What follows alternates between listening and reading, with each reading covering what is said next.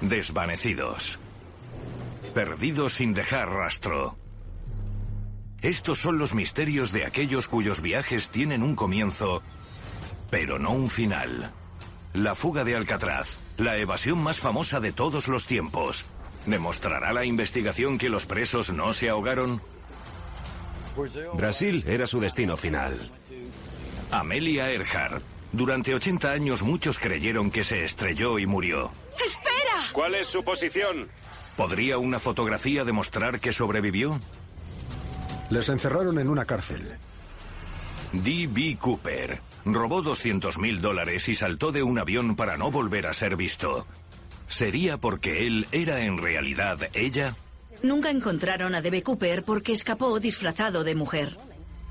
Del primer icono femenino de la aviación estadounidense a genios criminales fugados. Hemos encontrado nuevas pruebas que podrían revelar la verdad y acercarnos más a descifrar estos misterios sin resolver, los desaparecidos. La fuga de Alcatraz.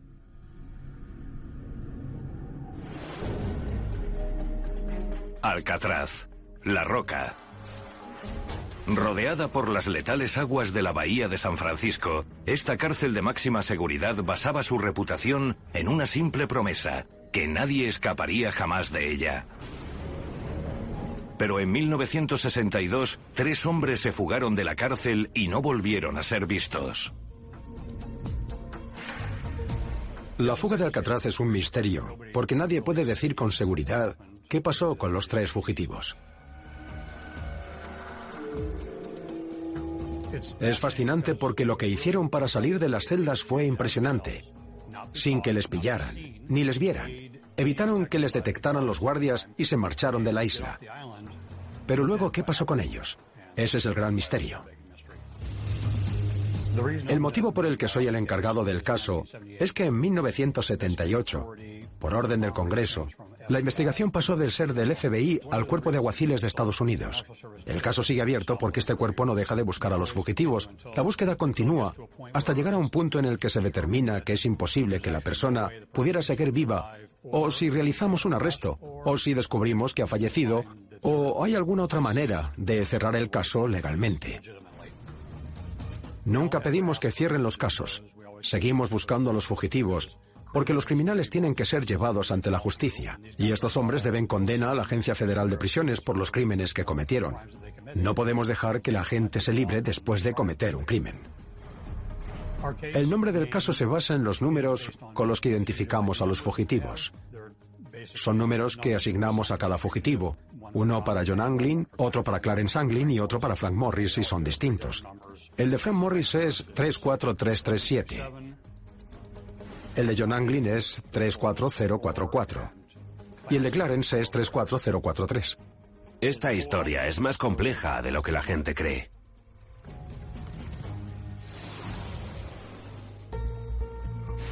En 1962, 2 hermanos y presos de Alcatraz, Clarence y John Anglin, que habían sido condenados por atraco, empezaron a planear la fuga. Otros 2 presos, Frank Morris y Alan West, se unieron al plan.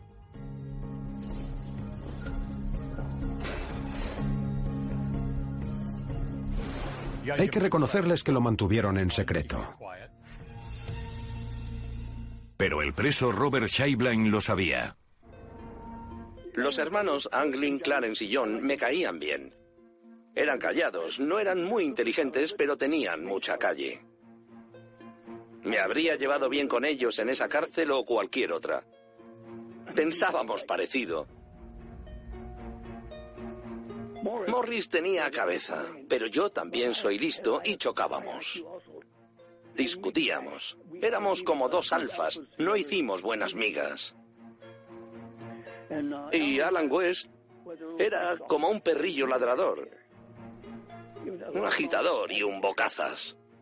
Hablaba demasiado como para asociarme con él. No le contaba nada, porque no confiaba en que no lo soltara.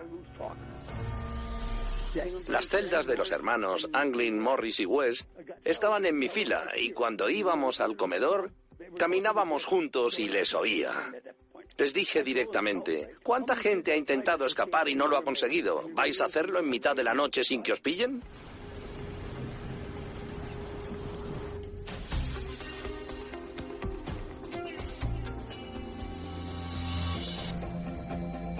El plan de fuga de los presos comenzaba cavando un túnel desde sus celdas.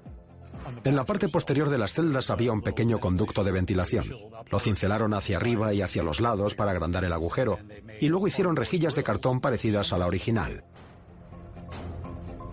A no ser que un guardia entrara y la empujara o la tocara, no sabría que la habían reemplazado.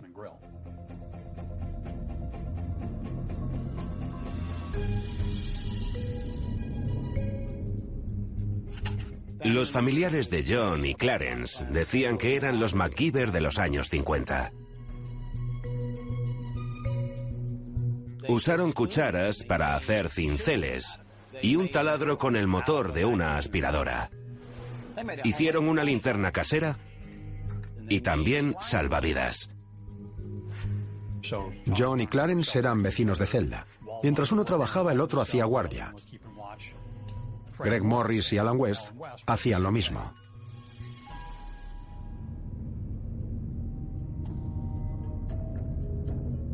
Alcatraz era una cárcel de máxima seguridad y privilegios mínimos.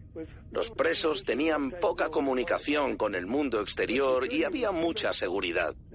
Hacían 24 recuentos oficiales al día, más 6 recuentos en los talleres para las cuadrillas de trabajo. Nos contaban y en cuanto terminaban el recuento empezaban a contar otra vez. Había muchísima seguridad. Tras el recuento de la tarde, pasaban a vernos y apuntaban si estábamos en las celdas. Los presos hicieron unos bustos de sí mismos.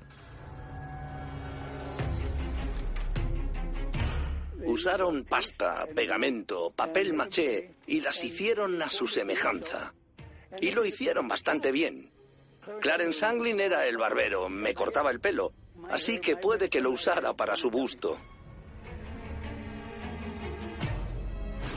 11 de junio de 1962, 9:30 de la noche. Los presos entran en acción, retiran las rejillas y gatean por los conductos de ventilación hasta el tejado. Pero Alan West fracasa en el intento y se ve obligado a regresar. Alan West no salió del bloque de celdas porque no había hecho el túnel lo bastante ancho.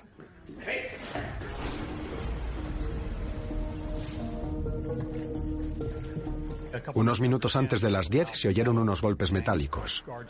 El guardia dijo que sonaba como si alguien golpeara un barril de 200 litros. Seguramente fue cuando retiraron la tapa del conducto de ventilación. Al llegar al tejado, Morris y los Anglin recogieron una balsa que habían escondido allí unos días antes.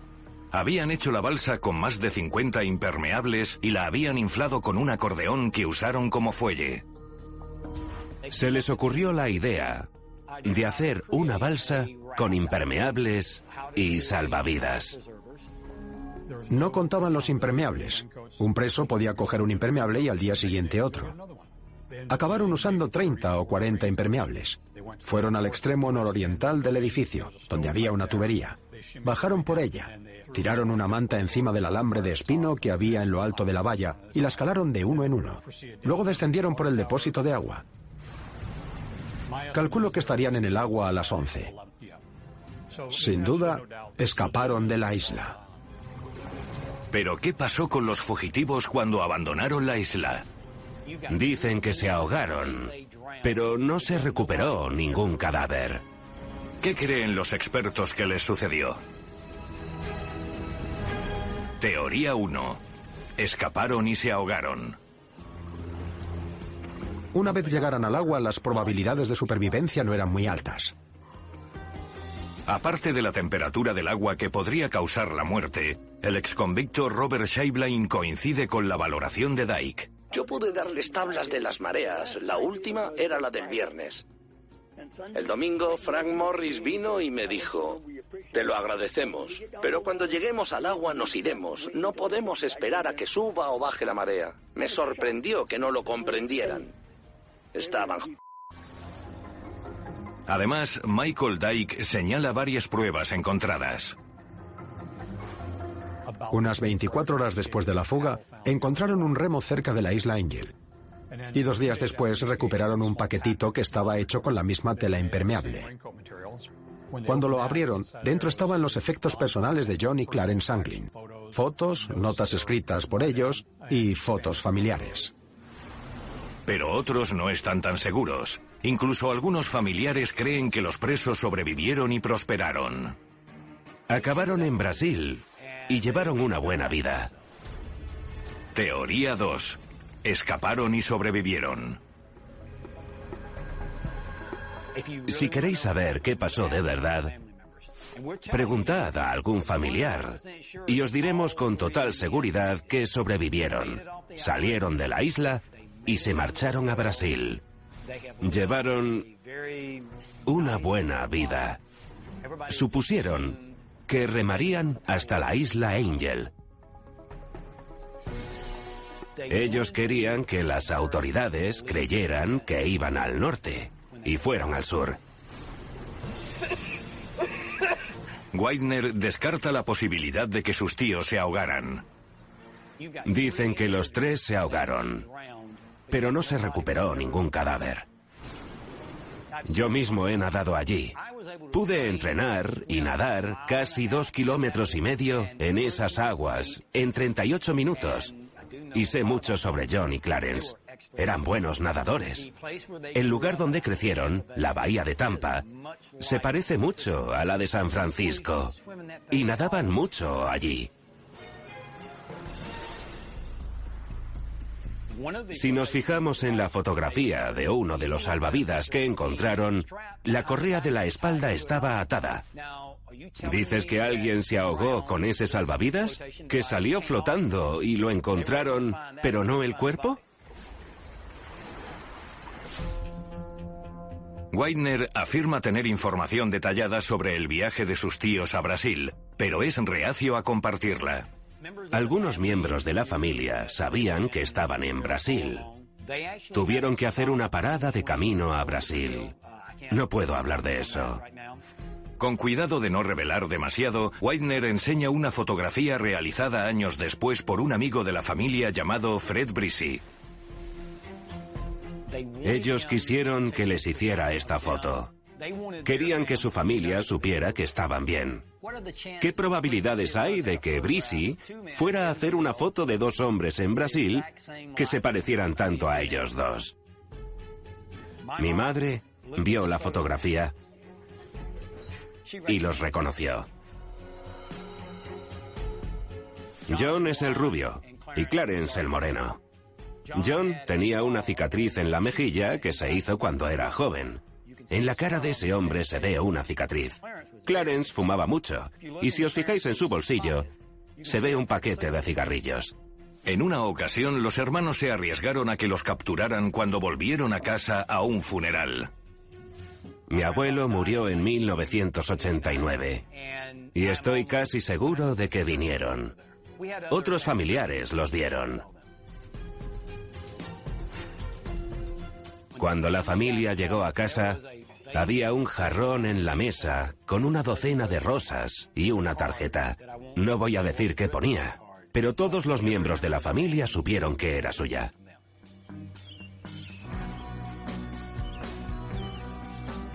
¿Y tú has hablado con John o Clarence? Sí, yo... no puedo decirlo. Te lo digo, no es algo que crea que pasó. Sé que pasó.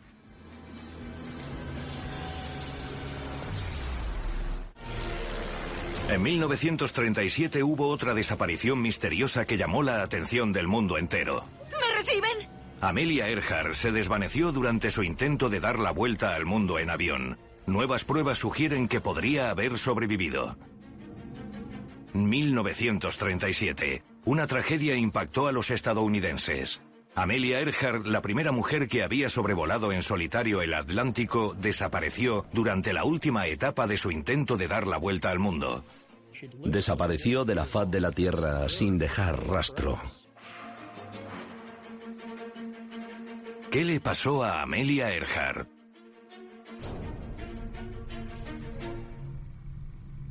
La desaparición de Amelia Earhart.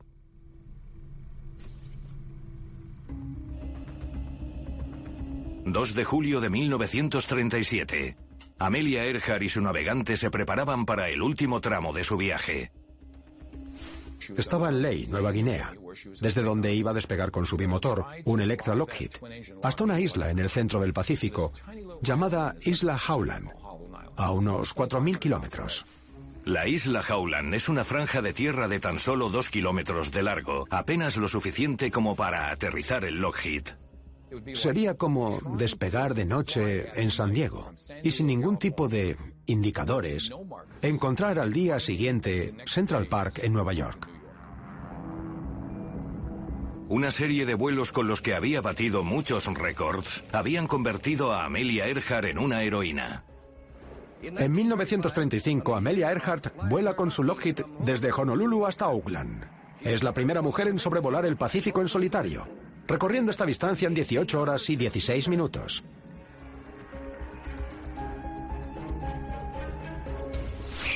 Era una figura muy popular y ha seguido siéndolo. Toda una inspiración, especialmente para las mujeres jóvenes. Demostró que no había nada que un hombre pudiera hacer y una mujer no. Y eso era importante en los años 30. Earhart era muy carismática. Dio discursos por todo el país. Fue un modelo para mucha gente y este vuelo era importante porque iba a ser el primero realizado por una mujer alrededor de la parte más ancha del globo. Iba a dar la vuelta al mundo solo por la emoción. Earhart se asoció con un navegante, Fred Noonan.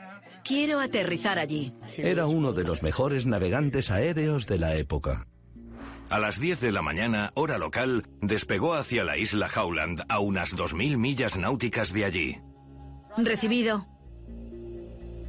Durante varias horas, Earhart mantuvo contacto intermitente por radio con el aeródromo. Pero sobre las 3 de la tarde envió un mensaje insinuando que se avecinaban problemas. Un banco de nubes la obligó a cambiar de altitud.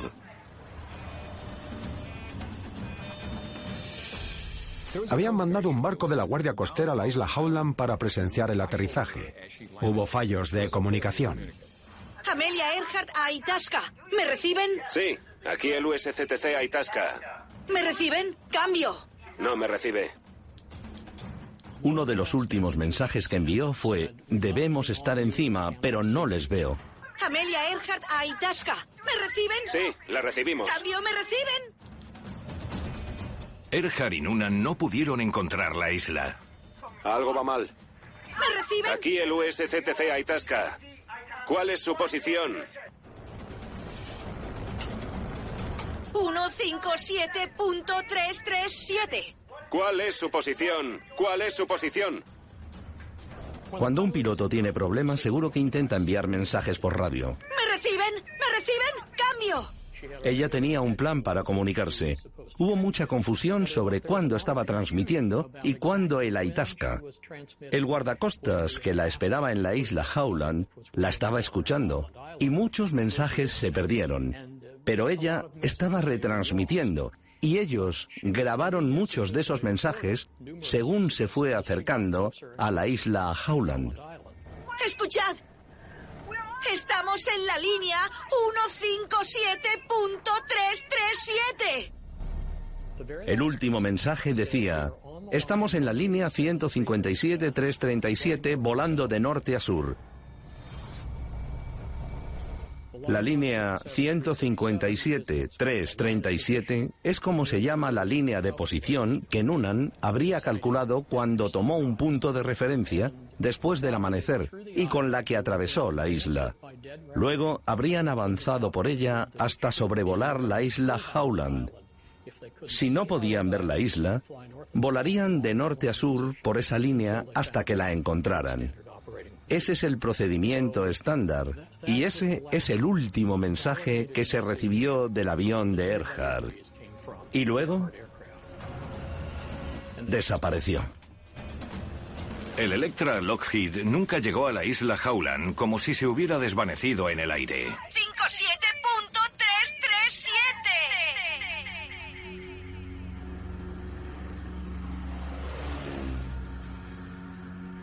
nunca encontraron a piloto y navegante. Después de 16 días cancelaron su búsqueda. 80 años después, aún nos preguntamos qué le pasó a Amelia Earhart. Teoría 1. Se estrelló y se ahogó. La teoría principal es que Amelia Earhart se estrelló en el océano. El avión se hundió y no volvió a ser visto. Aquí el USCTC Itasca. ¿Cuál es su posición? Hubo un gran fallo de comunicación entre Earhart y el guardacostas, el Itasca. ¿Me reciben? ¡Cambio! Ella operaba en una frecuencia en la que apenas podían oírla. ¿Me reciben?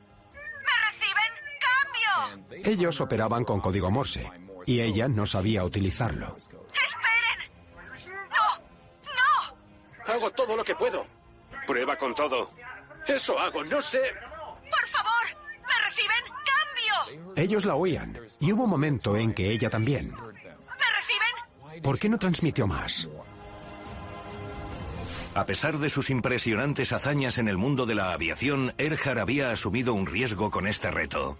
Cuando Amelia Earhart comenzó ese vuelo a principios de junio de 1937, llevaba muy pocas horas de vuelo en un Lockheed 10. No conocía muy bien ese avión.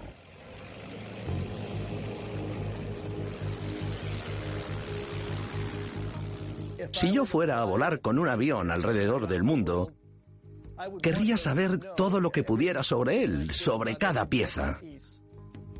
Solo iban 2 personas, solo tenían 2 motores y era su primer vuelo. Yo querría conocer todos los detalles. Creo que se dieron cuenta de que no podrían llegar a su destino. Buscaron una isla conocida en sus mapas y se estrellaron en el mar cerca de la isla. Repetiremos este mensaje. ¡Esperen! ¿Me reciben? ¡Cambio! Todos los esfuerzos para encontrarla son en vano. Finalmente, 18 meses después, las autoridades llegan a una conclusión trágica pero inevitable y declaran que Earhart está muerta.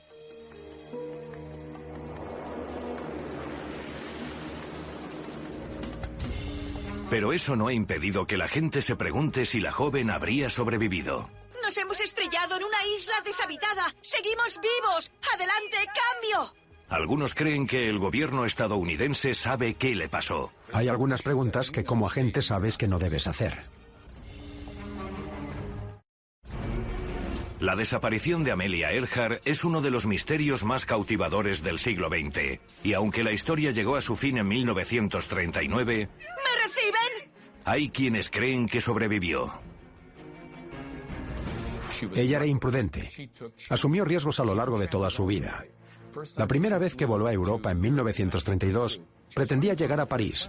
Se desvió casi 1000 kilómetros de su rumbo y aterrizó en un campo de Irlanda. No fue una sorpresa que se desviara de su rumbo. Al parecer, siempre lo hacía. El arqueólogo Tom King cree que Earhart y Noonan se desviaron de su rumbo y realizaron un aterrizaje de emergencia en una isla a 560 kilómetros de Howland. Teoría 2. Se estrelló y sobrevivió en una isla. Hay varias pruebas que respaldan la hipótesis de que Earhart y Noonan acabaron en Nikumaroro. Aquí el USC. King señala pruebas intrigantes, transmisiones de radio enviadas después de que el avión desapareciera. Earhart había estado mandando mensajes durante todo el trayecto desde Ley. ¡Dios mío, no hay señal! Pero se recibieron más de 50 mensajes después de que desapareciera. Según King, varias de las transmisiones fueron recibidas los días siguientes a la desaparición y según una revelación impactante, pudieron localizar el origen de la emisión en las inmediaciones de Nikumaroro. No se pasaron de largo. Habían trazado una línea y avanzaron por ella de forma que iban acercándose a la isla Howland. Teóricamente, si no podían ver la isla, tendría que estar al norte o al sur a lo largo de esa línea 157-337. Creemos que probablemente se desviaron al sur de esa isla y llegaron a Nikumaroro. Desde allí pudieron enviar más mensajes, pero cuando subió la marea, el avión se soltó del arrecife, se lo llevó el oleaje y en ese punto se quedaron abandonados y sobrevivieron allí un tiempo hasta que murieron. Y King tiene pruebas físicas. En 1940, unos colonos que habían llegado a la isla encontraron 13 huesos humanos. Los midieron, los analizaron y hemos enviado esas medidas a antropólogos forenses modernos que han llegado a la conclusión de que probablemente esos huesos pertenecieran a una mujer adulta europea de la altura aproximada de Earhart. King es miembro de un grupo sin ánimo de lucro llamado Tiger. Tiger es el acrónimo en inglés de Grupo Internacional para la Recuperación de Aeronaves Históricas. Resolvemos misterios de la aviación, misterios históricos. Hemos realizado una investigación arqueológica durante 3 años. Alguien acampó en esa isla, pescó, recogió marisco y comió aves que no vivían en la isla y se encontraron varios objetos, como los restos de maquillaje de los años 30, del tamaño y forma que se veía en fotos de Earhart de la época. Los restos de un tarro que al parecer contenía una sustancia con base de mercurio, probablemente crema para pecas, y sabemos que a Earhart no le gustaba mucho tener pecas.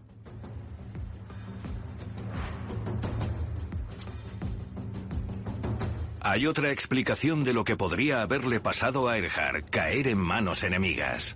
Teoría 3. Se estrelló y fue capturada. Esto fue lo que les pasó. Su avión se estrelló y los japoneses los capturaron. Creo que les llevaron en avión hasta Saipan. Pasaron un tiempo en la cárcel y luego pasaron a arresto domiciliario. La relación entre el gobierno japonés y el estadounidense en 1937 era muy difícil. Éramos el enemigo de Japón y Japón era nuestro enemigo. Esta impactante afirmación viene de Les Kinney, un agente federal jubilado. Cuando era un joven agente de la Oficina de Inteligencia Naval, mi jefe empezó a hablar sobre ir a Saipan para investigar a Amelia Earhart. Yo dije, si la postura oficial es que se estrelló y se hundió, ¿para qué vamos a ir a Saipan? Entonces él me miró mal. Como agente hay algunas preguntas que no debes hacer. Igual que Tom King, Kinney cree que Earhart se desvió y se vio obligada a aterrizar, pero no en Nikumaroro, al sudeste, sino en el atolón Mili, una franja de tierra controlada por los japoneses a más de 1000 kilómetros al noroeste de la isla Howland. Se estaba quedando sin combustible y aterrizó en las Islas Marshall. Algunos testigos lo vieron. 2 jóvenes estaban pescando y dijeron que habían visto a blancos salir de un avión y que habían inflado un bote amarillo. Obviamente ellos nunca habían visto una balsa hinchable. Kinney cree que la señal de radio de Earhart fue interceptada por los japoneses. ¡Adelante, cambio! No tardaron mucho en averiguar su posición. Acabó en Jaluit, que es el cuartel administrativo general de las Islas Marshall, donde tenían una oficina militar. Kinney señala una nueva prueba polémica. Encontré una foto en los archivos nacionales en 2012. Se trataba de una escena en un puerto de Jaluit. Le grité a mi mujer, Jean, ven aquí, mira esto. Y ella no dudó. Dijo, esa persona en el fondo de espaldas a la cámara es Amelia Earhart. Yo le pregunté si reconocía a Noonan y me dijo que estaba ahí. Al fondo está el barco Kosu. Se ve una barcaza y un avión en la popa. Y he encontrado el cuaderno de bitácora del Kosu. El Kosu estuvo allí en julio de 1937, en las fechas que ella habría estado en Jaluit. Kinney cree que pasaron poco tiempo en Jaluit antes de ser llevados a Saipan y acabar en la cárcel. El gobierno estadounidense probablemente supiera que Earhart y Noonan habían sido capturados por los japoneses. No podíamos permitirnos entrar en guerra con Japón en plena depresión. Así que ella encontró su final allí. Creo que murió de disentería. La versión de Kinney se aleja mucho de la teoría de que se perdieron en el mar. ¿Es posible que Amelia Earhart pasara sus últimos días en una cárcel japonesa?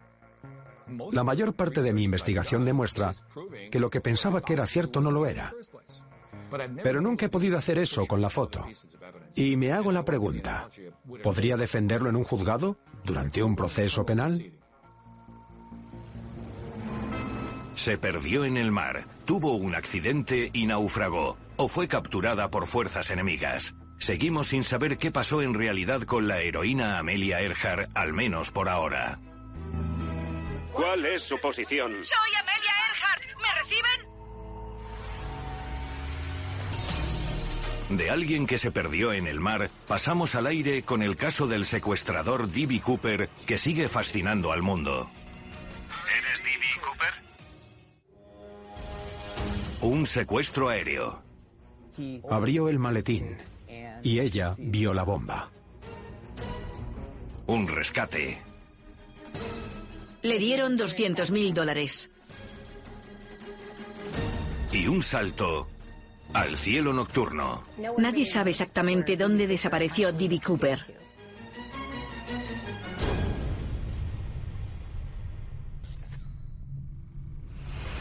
¿Quién era D.B. Cooper?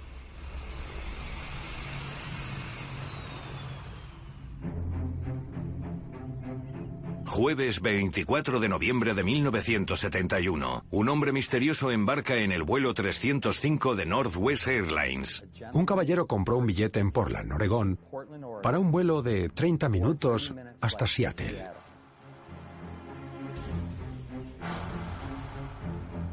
¿Tarjeta de embarque, por favor?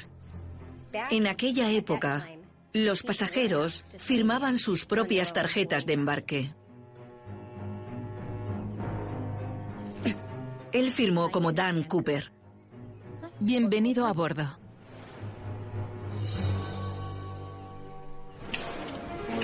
Había 36 pasajeros a bordo cuando el Boeing 727 despegó a las 14:50.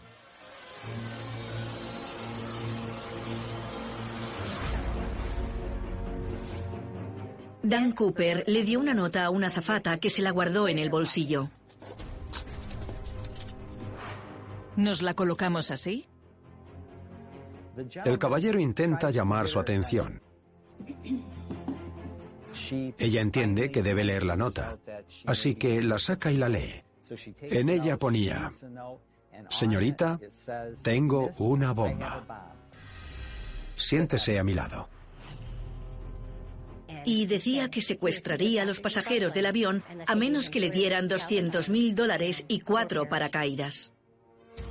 Informó al piloto que inmediatamente contactó con control de tráfico aéreo. El avión rodeó el aeropuerto, mientras las autoridades conseguían el dinero y los paracaídas.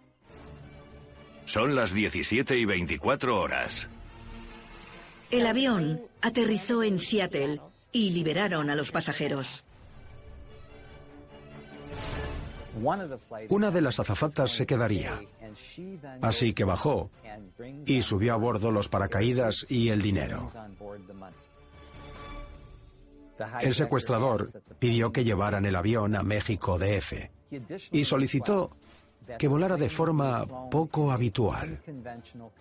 El avión debía mantenerse a menos de 3.000 metros y volar a 320 kilómetros por hora o menos. En la cabina, la tripulación se da cuenta de que no tienen suficiente combustible para llegar a México y planean parar en Reno, Nevada, para repostar, cuando de pronto... ¿Qué pasa ahí detrás? Se ha encendido la luz de alarma. El piloto se fija en que se ha encendido una luz que indica que se ha abierto la puerta trasera. El avión continúa su ruta y llega hasta Reno.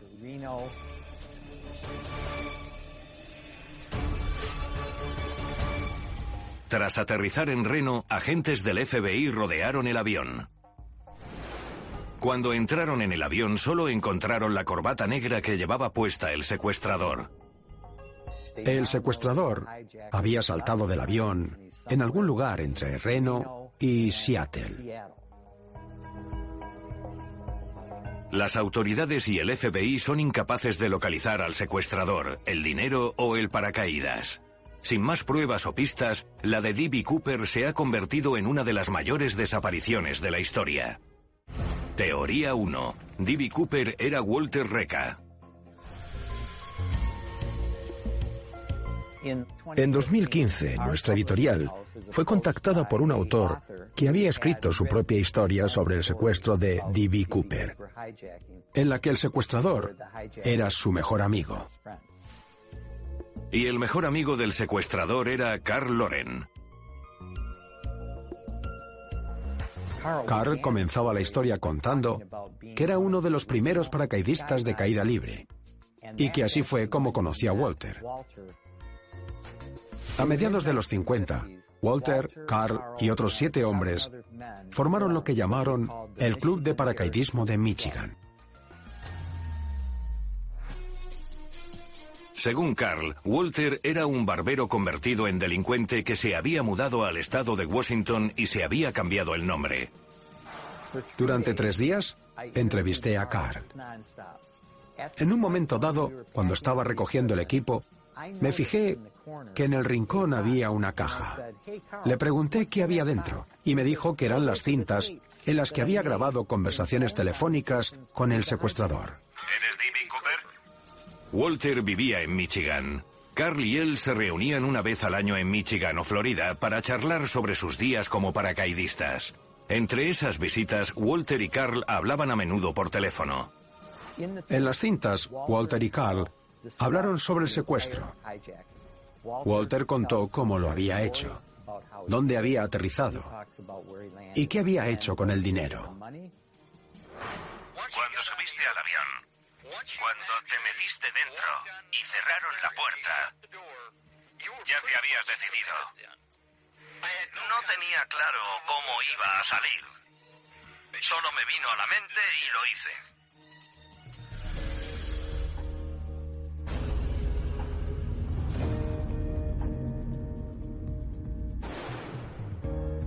Según Carl, Walter Reca murió en febrero de 2014.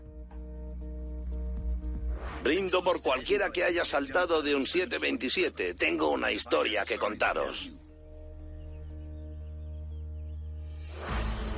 Pero no todo el mundo está convencido de que Walter Reca sea el hombre que secuestró el avión. Me llamo Rina y creo que D.B. Cooper era mi padre. El motivo por el que nunca le encontraron es porque escapó disfrazado de mujer.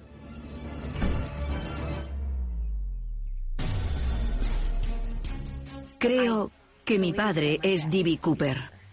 Teoría 2. Cooper era una mujer.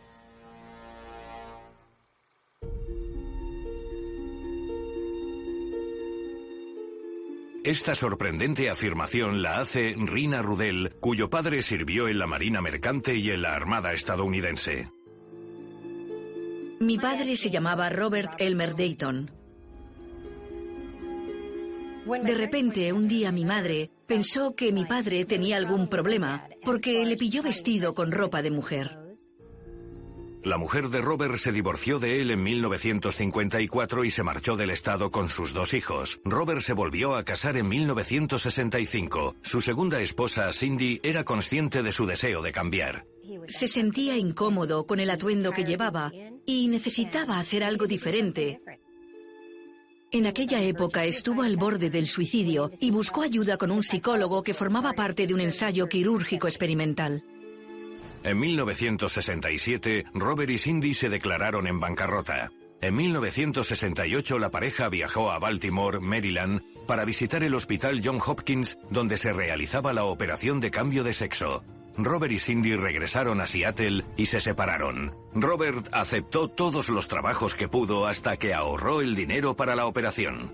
En 1969, mi padre decidió cambiarse de sexo. En 1971, Robert Dayton ya es Barbara Dayton. Barbara vivía en Seattle y Rina y su hermano vivían en California. En 1975, mi hermano Dennis falleció y mi padre vino en una avioneta Cessna al funeral. Mi padre había pilotado como hombre antes de convertirse en mujer. Fue la primera vez que vi a mi padre como mujer. Cuando me marché del funeral, mi primo me preguntó si sabía que mi padre era D.B. Cooper. Tras el impacto inicial, la idea empezó a tener sentido para Rina. Mi padre, cuando ya era mujer, se dio cuenta de que no podía conseguir trabajo, no tenía dinero y necesitaba desesperadamente hacer algo. Y según Rina Rudel, ese algo fue extraordinario. Creo que mi padre secuestró el avión. Iba vestido de hombre, pero llevaba ropa de mujer debajo del traje para poder saltar e irse vestida de mujer sin que nadie notara la diferencia. Mi padre embarcó en el avión y firmó como Dan Cooper. No olvidemos que mi padre era piloto. Había calculado dónde saltaría. Conocía la ruta que seguirían. Usó su Cessna para reconocer el terreno. Saltaría en paracaídas sobre Goodman, Oregón. Mi padre fue en coche hasta Goodburn y lo dejó allí. Y luego volvió en autobús a Portland. Desde Portland, Dayton secuestró el avión y, según Rina, escapó saltando en paracaídas. Una vez en tierra, D.B. Cooper se quitó su disfraz.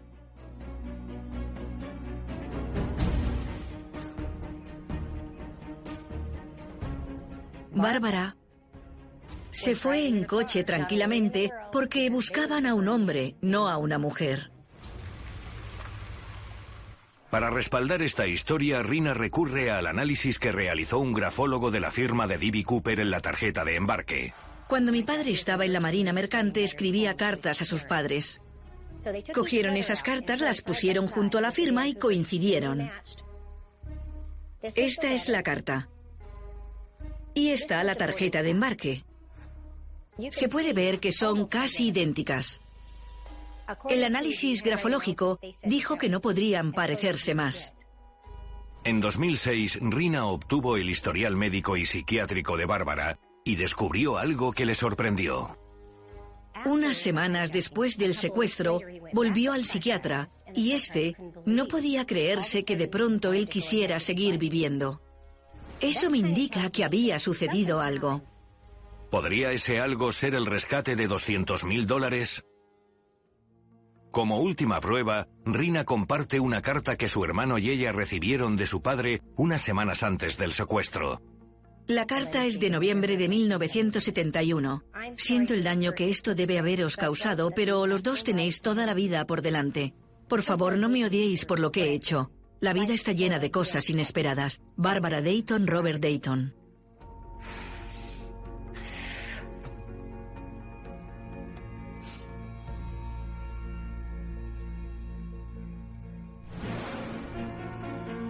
Rina está convencida de que su padre, Robert Dayton, también conocido como Bárbara Dayton o D.B. Cooper, logró algo casi imposible. En 2001, fui a visitar a mi padre y en un momento dado le pregunté, ¿eres tú D.B. Cooper? Él sonrió y me dijo, bueno, D.B. Cooper probablemente era una persona muy valiente. No dijo hombre ni mujer. A veces la realidad supera la ficción. Muchas veces. Bueno, chicos, muchas gracias. Nos vemos. Vale, adiós, muy bien. Sí, os llamaremos cuando volvamos a casa. Muy bien. Adiós. Adiós. Venga, vámonos. Bárbara Dayton murió en 2002. ¿Se llevó el misterio de D.B. Cooper a la tumba? Puede que algún día la verdad sobre todas estas desapariciones salga a la luz y conozcamos la respuesta a estos misterios sin resolver.